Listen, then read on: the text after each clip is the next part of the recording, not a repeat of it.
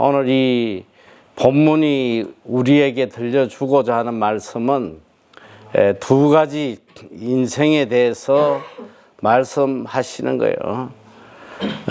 멸망하는 짐승 같은 인생, 이런 삶을 살아가는 인생이 있고, 또 하나님 은혜 아래 살아가는 의인의 삶이 있습니다.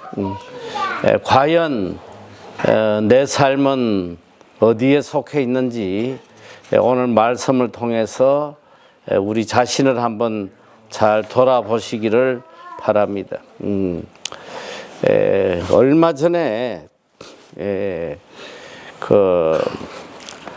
중국에서 제80차 세계대전 종전기념 군사 퍼레이드가 있었어요.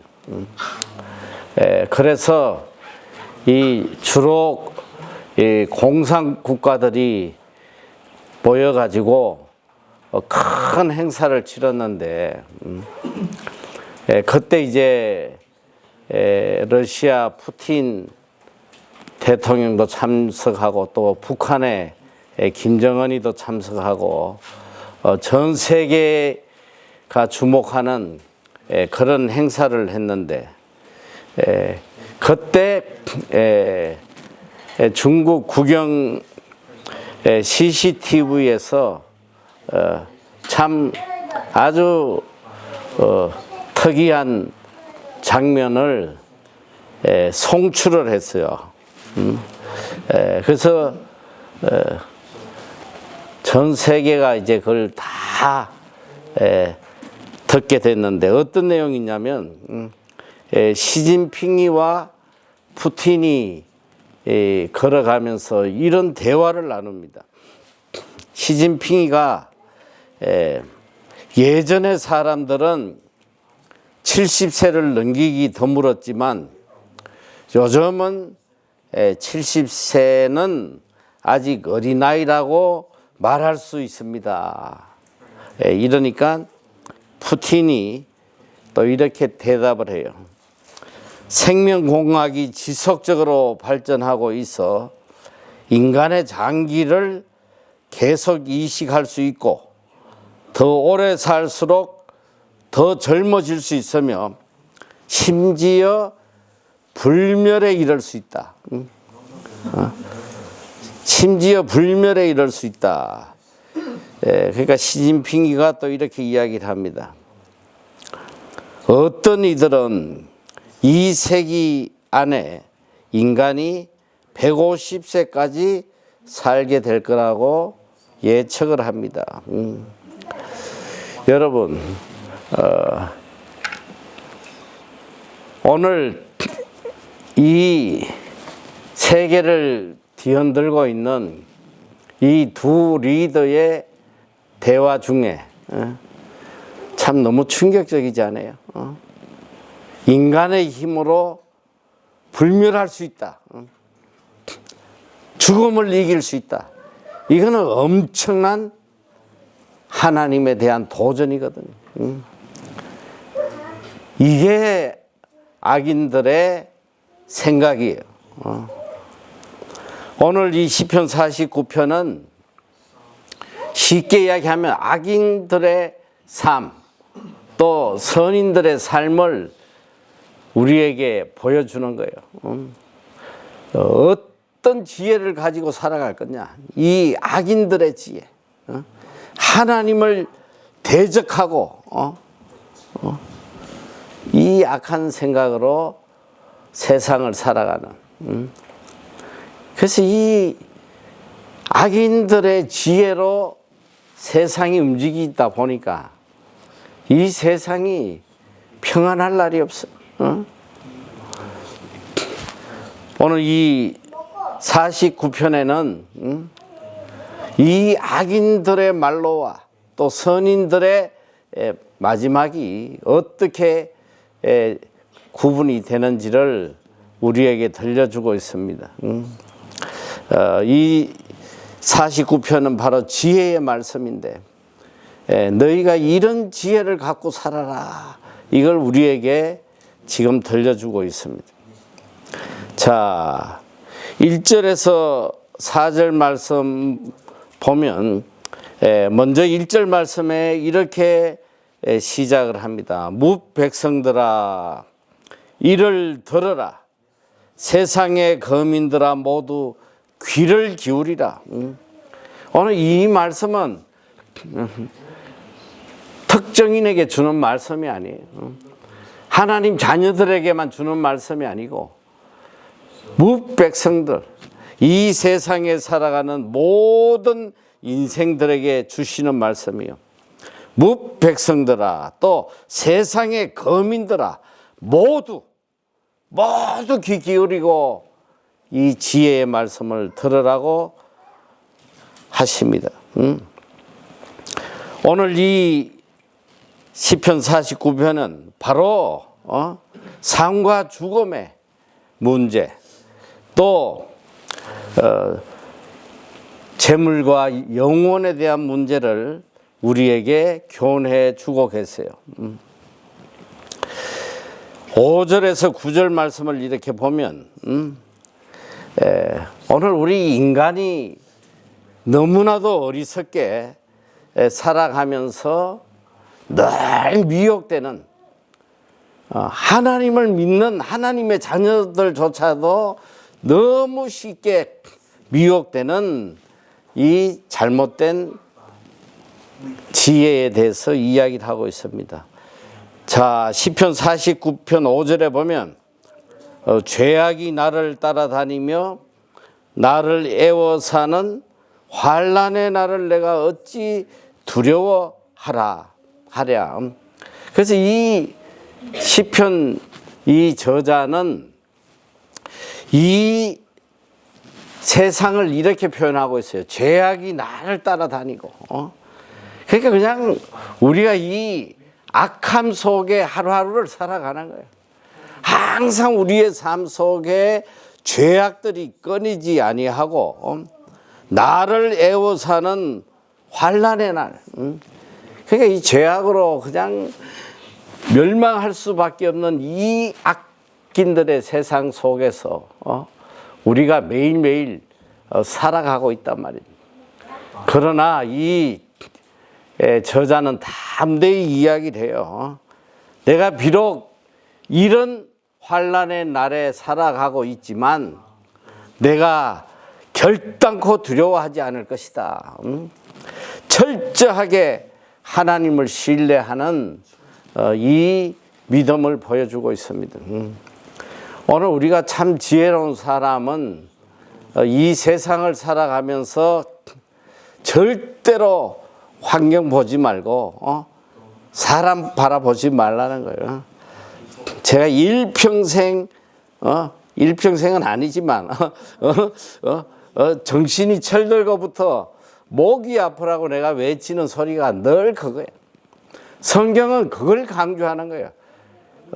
환경 보지 말고 사람 의지하지 말고 하나님 바라보고 하나님만 의지해라는 거예요. 이 세상을 바라보고 환경을 바라보면 무너지지 않을 사람이 아무도 없어요. 두려워하지 않을 인생이 아무도 없단 말이에요. 환경을 바라보는 순간 그냥 바로 무너지는 거예요, 인생은. 예전에도 내가 한번 설교를 했지만 엘리야 같은 그런 위대한 선지자, 그보다 더 담대한 사람이 어디 있어? 그 아방을 대적하고 발과 아세라 묵상 그 선지자들 850명 그들과 대항해서 생명을 내놓고 승리했던 사람이 형편을 보고 성경에 보면 형편을 보니까 이세벨이 죽이겠다고 그러고 그 한마디에 그냥 한순간에 무너져가지고 도망가가지고 로뎀나무 밑에서 하나님 앞에 나를 죽여달라고 인간이 이렇게 되는 거예요. 아무리 믿음의 사람도 환경을 바라보는 순간은 무너지는 거예요. 오늘 이 저자가 이 말씀을 나누기 전에 먼저 서두에 이렇게 이야기하는 거예요. 이 세상은 죄악이 나를 따르고 나를 에워싸는 환난의 날 속에 내가 살아가고 있다. 그러나 나는 결단코 두려워하지 않겠다. 이 환경 바라보지 아니하고 하나님만 바라보겠다. 자, 그러면서 이야기를 합니다. 49장 6절에 보면 자기의 재물을 의지하고 부요함을 자랑하는 자는 아무도 자기의 형제를 구원하지 못하며 그를 위한 속전을 하나님께 바치지도 못할 것은 그들의 생명을 속량하는 값이 너무 엄청나서 영원히 마련하지 못할 것임이니라. 그가 영원히 살아서 죽음을 보지 않을 것인가. 6절에서 9절까지 말씀을 통해서 이 악인의 형통함, 그리고 세상의 헛된 재물에 속지 말라는 거예요. 이 자기의 재물을 의지하지 말고 부요함을 자랑하는 자는 아무것도 자기의 형제를 구원하지 못하며 그를 위한 속전을 하나님께도 바치지 못할 것은 그들의 생명을 속량하는 값이 너무 엄청나서 영원히 마련하지 못할 것임이니라.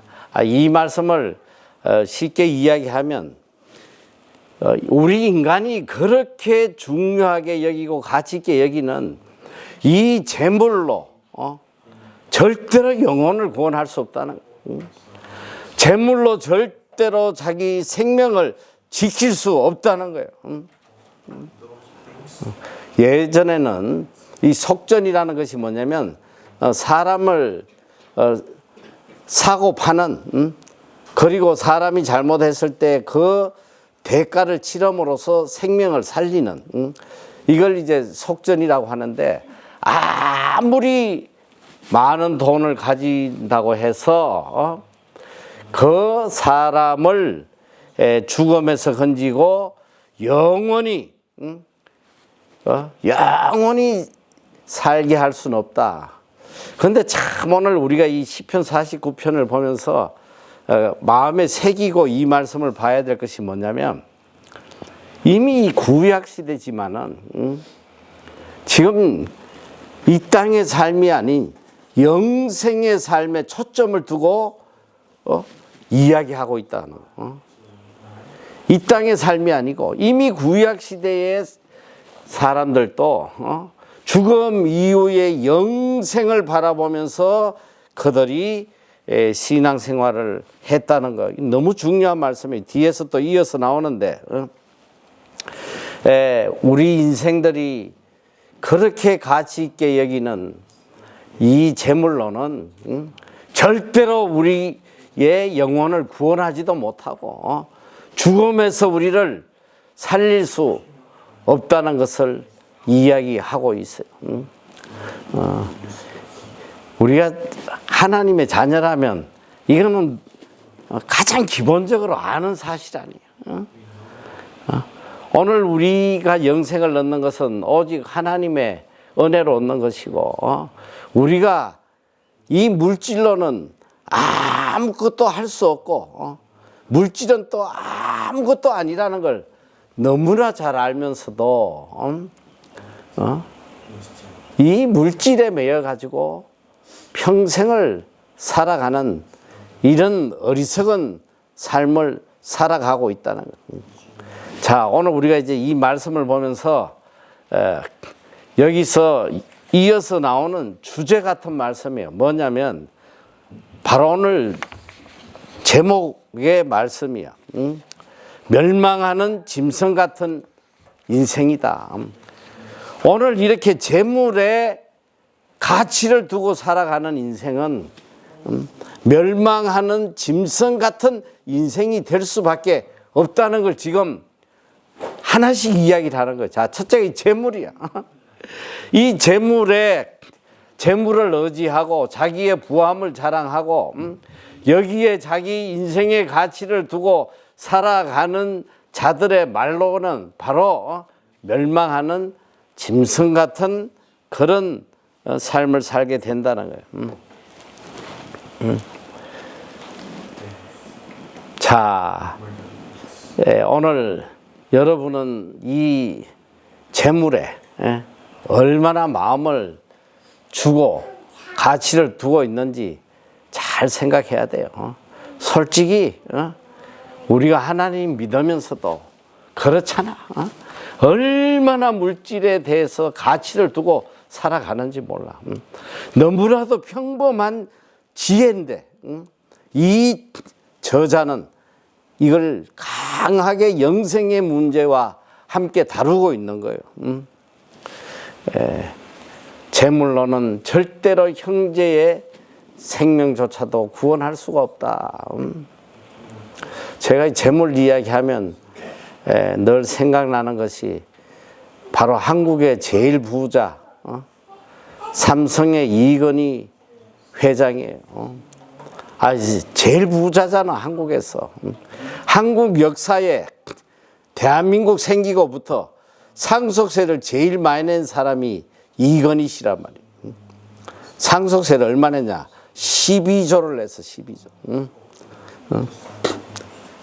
그런데 이분이 갑자기 쓰러져서 자기 병원에, 삼성병원, 자기를 치료하는, 삼성병원에 그 유명한 의사들이 다 자기 의사지 뭐, 이건희 주치 아냐, 그냥 누구든지 뭐 부르면 와서 치료해야 되는데, 그런 분이 세상에 중환자실에 입원을 했는데,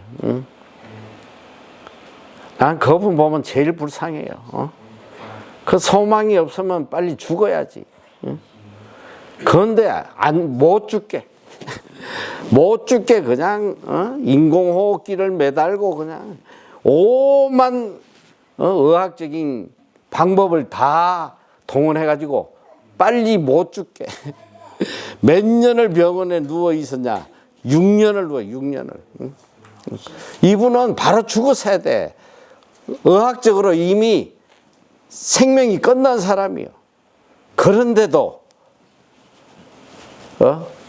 죽지 않게 기계로 그냥 강제로 숨을 붙여놓은, 살리겠다고 붙인 게 아니라 빨리 죽지 말라고. 이제 왜? 그게 너무나 삼성의 경영권과 지금 연결이 돼 있기 때문에 죽기 전에 빨리 처리해야 될 일들이 있는지. 뭐 어쨌든 우리가 이 한 사건만 봐도 물질로 자기 생명을 구할 수가 없다는 거 아니에요. 그래서 예수님도 누가복음 12장에서 이 어리석은 자의 비유를 드시잖아. 한 부자가 소출이 많아서 그냥 수확이 너무 많으니까 이걸 뭐 어디 사놓을 데가 없으니까, 야, 빨리 곡간을 헐고 크게 지어가지고 이걸 새로 창고를 만들고 해야 되겠다. 그리고 스스로 이야기를 합니다. 누가복음 12장 19절에 보니까 내가 내 영혼에게 이르되 영혼아 여러 해 쓸 물건을 많이 사 두었으니 평안히 쉬고 먹고 마시고 즐거워하자 하리라 하되, 하나님은 이러시되 어리석은 자여 오늘 밤에 내 영혼을 도로 찾으리니 그러면 내 준비한 것이 누구의 것이 되겠느냐 하셨으니. 여러분, 참 이 평범한 진리, 아무리 내가 나를 위해 쌓고 재물을 쌓고 난리를 쳐도 오늘 밤 내 영혼을 내가 부르겠다. 하나님의 이 섭리를, 이걸 망각하고 살아간단 말이에요. 이게 악한 자들의 지혜. 이게 짐승같이 멸망할 그런 삶을 사는 거란 말이죠. 저는 이 어리석고 이 멸망할 짐승 같은 인생의 삶이 오늘 소위 우리가 하나님을 믿고 천국 가기를 소망하는 우리 마음속에도 이런 악한 지혜가 너무 많이 있는 거예요. 응? 응? 응? 마음속에 날 어떻게 하면 이 세상에 물질을 좀 가져볼까? 부유해질까? 그런 마음들이 얼마나 많아. 오늘 이 시편은 이런 마음, 이런 지혜를 가지고 사는 자들이 멸망할 짐승 같은 그런 인생이라는 거예요. 오늘 우리는 정신을 똑바로 차려야 돼요. 그래서 이 저자는 계속 강조하고 있습니다. 10절에 보니까 그러나 그는 지혜 있는 자도 죽고 어리석고 무지한 자도 함께 망하며 그들의 재물은 남에게 남겨두고 떠나는 것을 보게 되리라. 응? 지혜로운 자, 어리석은 자, 이 죽음의 보편성, 누구나 반드시 죽는데 이 악한 자들의 차이점은 뭐냐? 죽을 때, 지가 죽을 때, 지가 일평생 영원히 가질 거라고 모아놨던 재물을 다 남에게 남겨두고 떠나는 것을 보게 된다는 거 아니에요. 응? 이거보다 더 처절한 삶이 어디 있어? 응? 이걸 깨닫는 인생이 지혜로운 인생이. 이 하나님을 모르고 영혼을 믿지 않는 인생들도 지혜로운 사람은 그 정도는 안단 말이에요. 인류 역사에 유명한 알렉산더 왕, 이 사람은 20살에 왕이 돼. 20살에 아버지가 일찍 죽어서 20살에 왕이 돼서 이 사람이 페르시아, 이집트, 그 마게도냐 지역 그쪽을 전부 다 점령해가지고 아마 그때 이 사람이 요절을 안 했으면 전 세계를 다 점령했을 사람이에요. 나이도 젊고 패기도 있고 능력도 있으니까 정말 그때 인도까지 다 그냥 집어삼킨. 아마 그렇게 한 10년만 갔으면 전 세계가 아마 알렉산더 손안에 들어갔지 않겠나 제 나름대로 생각을 하는데, 이 사람이 참 불행하게도 33세 나이에 중병에 걸려 죽게 돼요. 그런데 이 사람이 죽기 전에 너무나 유명한 유언을 남기고 죽어. 3가지 유언을 남겼단 말이에요. 3가지 유언. 첫째가 뭐냐면 나의 관을 의사들로 하여금 운반케 해라. 내 관은 반드시 의사들이 운반케 해라. 둘째는 무덤으로 가는 길 위에 검은 보화를 뿌리면서 가라. 셋째로 내 2 손을 관 밖으로 나오게 해라. 이 3가지 유언을 했어요. 그래서 한 부하가 어떻게 이런 유언을 하십니까? 이게 무슨 뜻입니까? 했더니 이렇게 이야기를 했어요. 세상에 어떤 의사도 죽음을 막을 수 없다는 거, 이걸 보여주라는 거. 그리고 제 아무리 많은 재산과 큰 권세를 가졌어도 결코 저 세상에는 가져갈 수 없다는 걸 깨닫게 해라. 그리고 내가 비록 이 세계를 정복했지만 나는 아무것도 가지고 가지 못한다는 걸 세상 사람들이 알게 해라. 바로 이런 뜻이다. 여러분, 오늘 이 시편 저자가 하는 말은 간단한 거예요. 아무것도 없어. 이 헛된 세상에 무엇을 쌓으려고 하는 그런 악한 지혜를 가지고 살지 말라는 거예요. 자, 11절에 또 보니까 그러나 그들의 속 생각에 그들의 집은 영원히 있고 그들의 거처는 대대에 이르리라 하여 그들의 토지를 자기 이름으로 부르도다. 이게 바로 인생의 착각이야. 이 착각 속에 살아가는 거야, 일평생. 아이, 하나님 믿는다고 하면서도 이 착각 속에 평생을 살고 있단 말이야. 뭐냐? 속으로 생각하는 거야.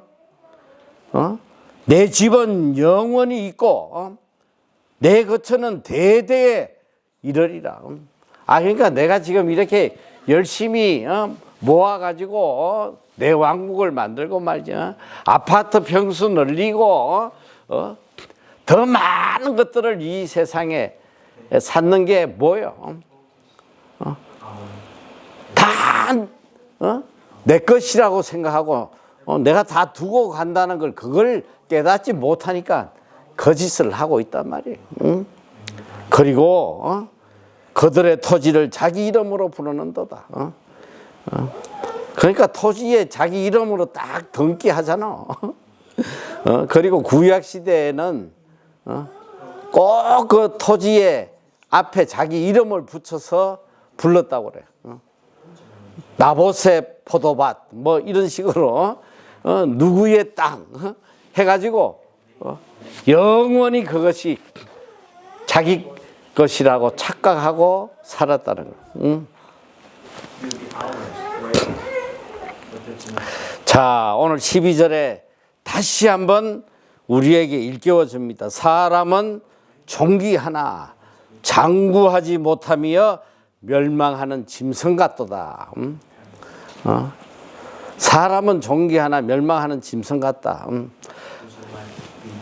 하나님은 우리 인생을 하나님의 형상에 따라서 존귀한 자로 만들었는데 이게 깨닫지를 못하고 육신의 정욕에 따라 짐승 같은 삶을 살다가 멸망한단 말이죠.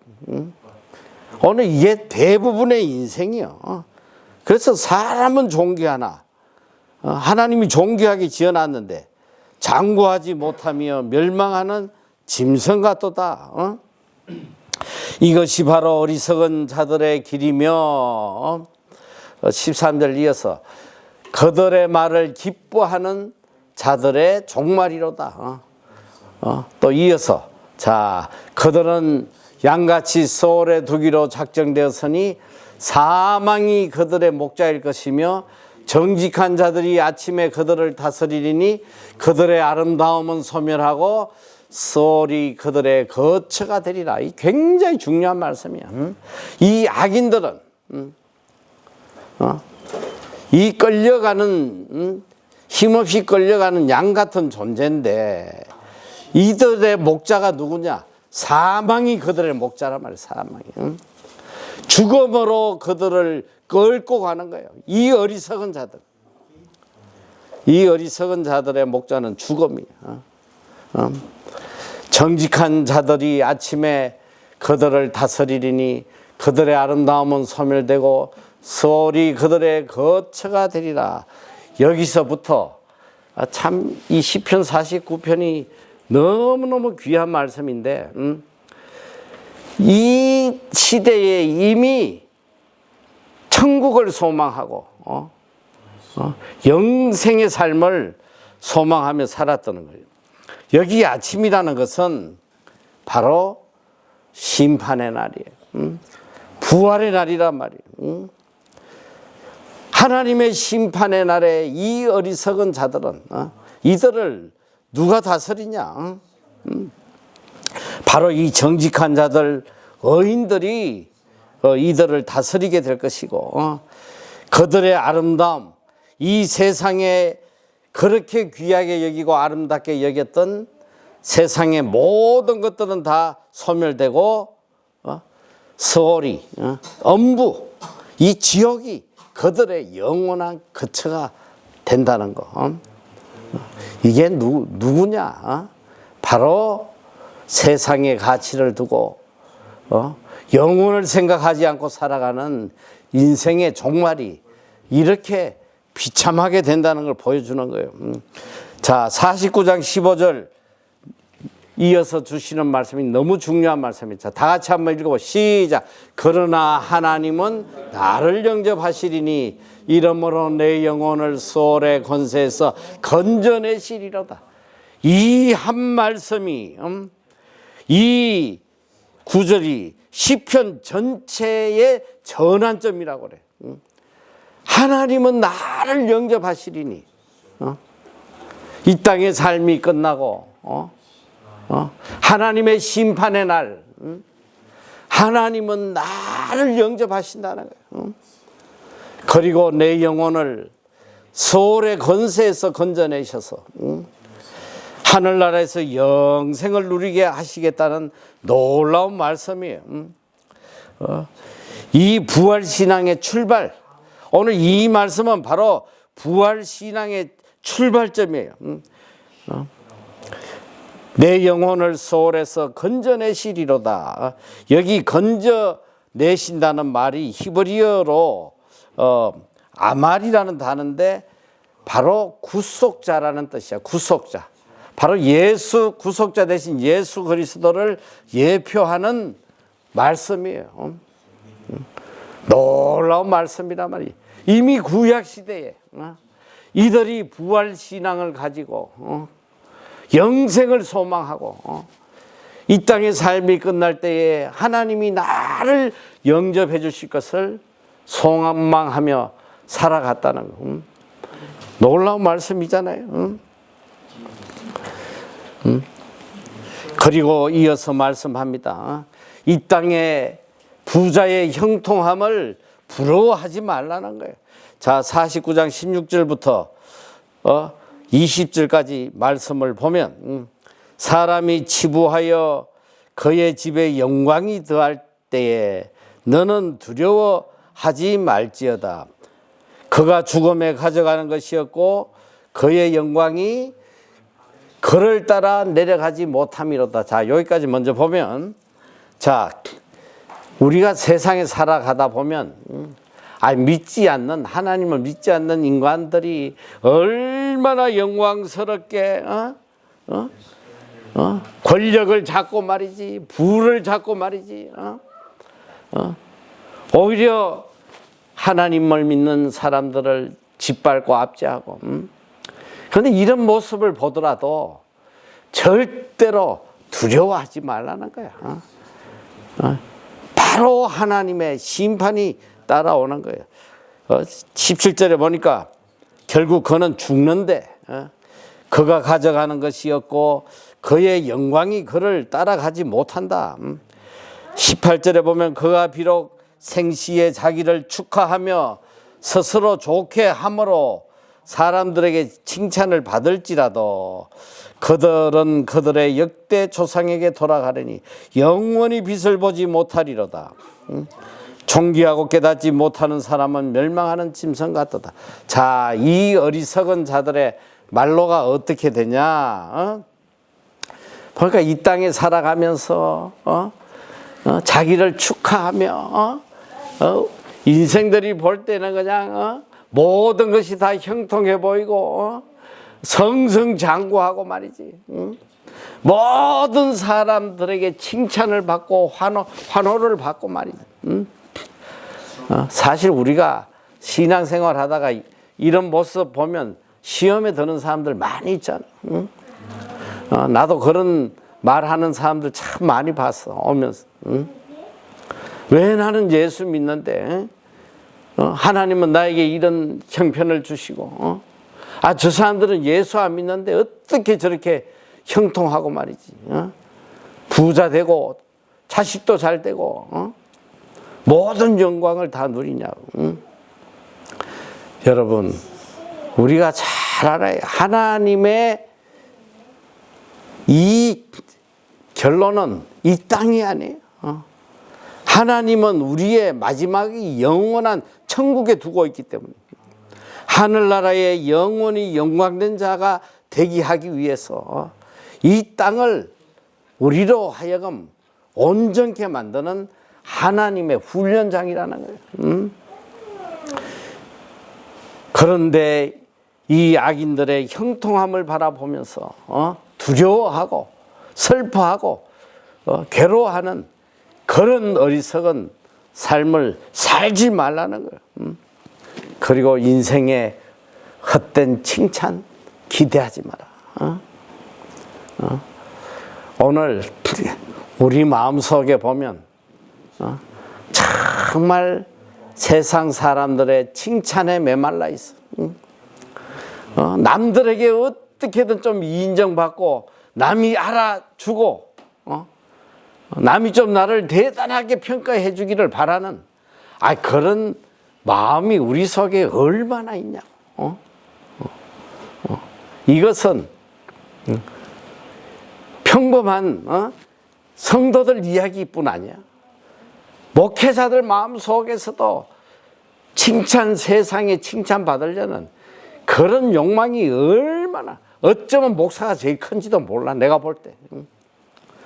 어떻게든 큰 교회 세워가지고 무슨 사람들이 그냥 나를 칭찬하고 부러워하고 인정받으려는 그런 마음이 얼마나 많은지 몰라.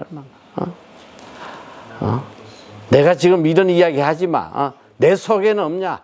내 속에도 엄청 많은 거야. 다 인정받고 칭찬받으려는 마음이. 그래서 그냥 어떻게든 목사들 마음 속에는 교회 크게 짓는 거, 큰 교회 지어. 어쨌든 그것이 무슨 하늘의 상급이냐 착각을 하고 말이지. 은행에 그냥 어마어마한 돈을 빌려가지고 그냥 무조건 교회 크게 지어가지고 사람들이 환호받고 칭찬받을 그런 교회가 지금 어마어마하게 많은 거예요. 어마어마하게. 저도 한국에 여러 교회 집회 다니면서 보면 제일 속상하는 게 그거예요. 교회 헌금에 상당수가 다 은행 이자로 다 나가는 은행 이자.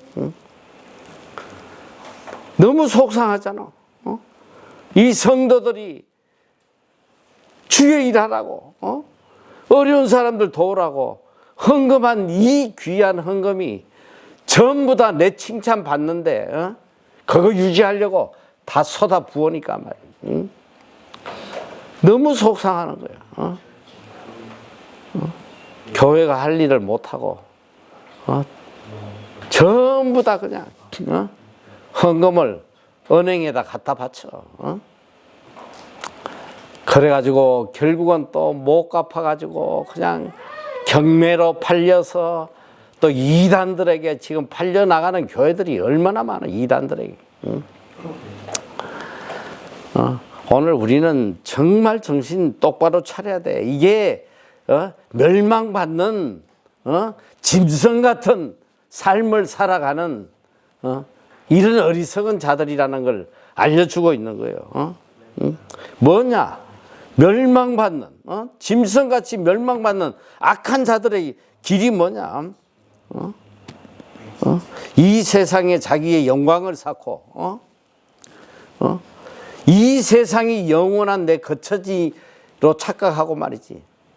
이 땅에 내 이름을 남겨두고 또 스스로 축하받으며 무슨 사람들에게 칭찬받으며 이렇게 살려는 인간이 전부 다 짐승 같은 멸망할 짐승 같은 삶을 살아가는 악한 자들의 삶이라는 거예요.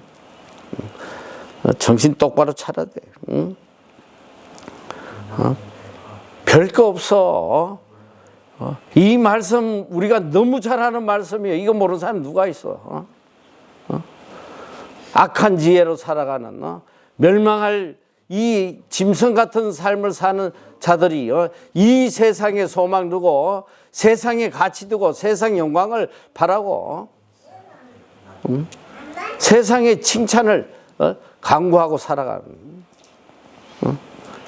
이런 자들은 이렇게 멸망받을 짐승 같은 자들이다. 하지만 내 삶을 보란 말이야. 여기에 내가 해당되는지 안 되는지 내 자신을 좀 돌아보란 말이야. 저는 해당되는 게 너무 많아. 내 자신도 모르게 이런 삶을 살아온 것들이 너무 많다 말이야. 별거 아닌 것 같지만 우리가 아무렇지 않게 생각하는 이 삶이 오늘 성경은 멸망할 짐승 같은 이런 악인의 삶이라는 것을 가르쳐 주고 있는 거예요. 하나님 없는 인생의 삶이 바로 본능과 욕망에 따라 살아가는 멸망하는 짐승 같은 삶이라는 거예요. 종기 하나 깨닫지 못하는 종기 하나 깨닫지 못하는 우리가 얼마나 존귀한 자들이 하나님의 형상을 입고 지음받은 얼마나 존귀한 자들이 아무리 존귀한 자로 만들어 놓으시면 뭐하냐 말이야. 깨닫지 못하니까 멸망하는 짐승으로 다 변질되어 버리는 거예요.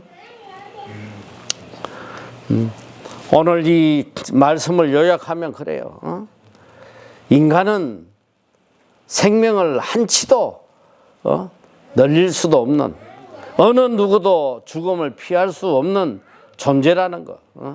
모든 인간은 반드시 죽고 무덤이 모든 인생의 종착지라는 하나님만이 죽음을 이기시게 하고 우리의 영혼을 구원하시고 영생을 누리게 하시는 분이라.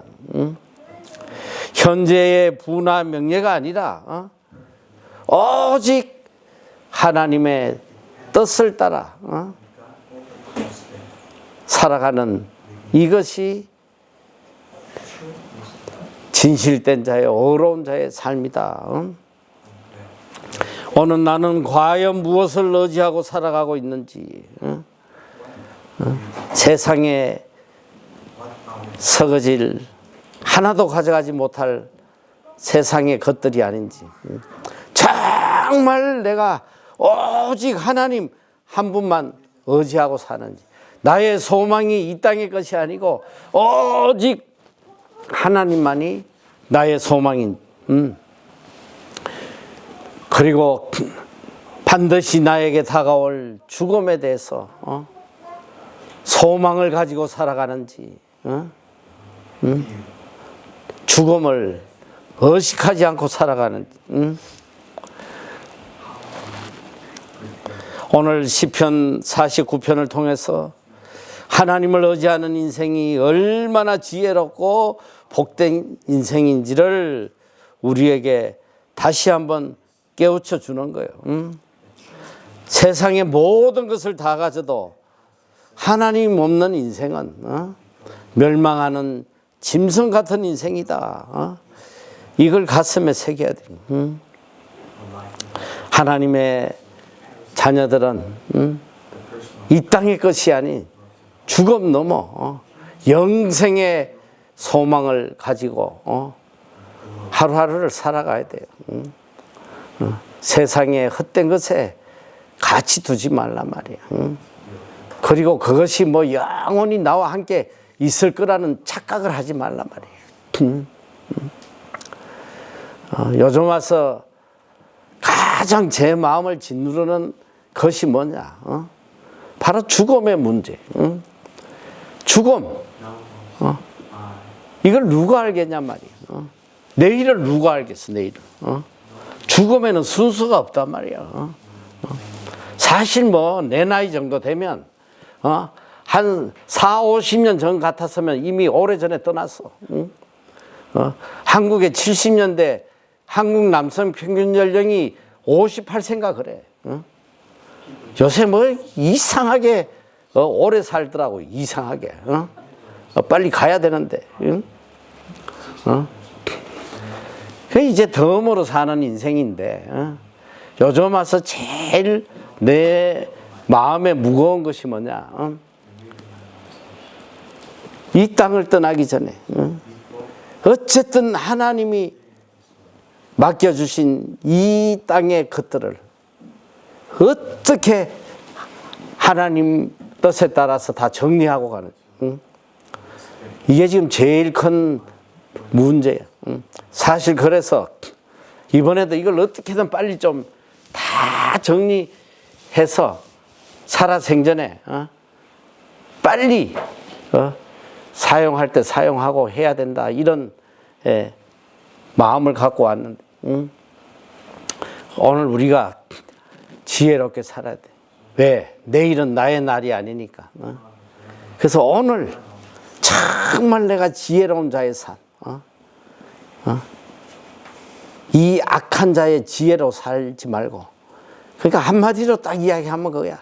세상에 소망 두지 말라는 거야. 세상에 무엇을 집착하고 살지 말라는 거야.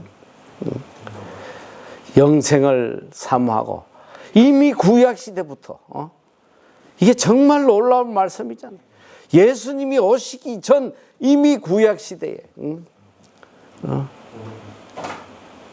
죽음 이후에 영생을 소망하며 나를 영접하실 하나님을 바라보며 살아갔다는 거예요. 이 믿음을 우리가 가슴에 새겨야 돼요. 마지막 성경 구절 하나 소개하고 말씀을 마치겠습니다. 이사야서 40장 6절에서 8절 말씀. 말씀이 없나 거기는? 자, 내가 읽을 테니까 잘 들어보세요. 말하는 자의 소리여 이르되 외치라 대답하되 내가 무엇이라 외치리까 하니 이르되 모든 육체는 풀이요 그의 모든 아름다움은 풀의 꽃과 같으니 풀은 마르고 꽃이 시들면 여호와의 기운이 그 뒤에 불미라, 그 위에 불미라. 이 백성은 실로 풀이로다. 풀은 마르고 꽃은 시드나 우리 하나님의 말씀은 영원히 서리라 하라. 이사야, 구약시대의 이사야에게 주신 말씀이에요. 모든 인생은 풀과 같아. 그리고 그 꽃은, 영광은 그 꽃이에요. 다 하나님께서 불어버리면 다 말라버리고 시들어버리는 거예요. 오늘 우리에게 영원히 남는 것은 오직 하나님의 말씀밖에 없어요. 오늘 우리가 철저하게 이 하나님의 말씀 따라 살아가는 이 지혜로운 자가 돼야지. 그렇지 않으면 평생 신앙생활 하면서도 멸망받을 짐승 같은 그런 인생으로 끝낼 수 있단 말이지. 이 말씀으로 승리하는 여러분 다 되시기를 축원합니다.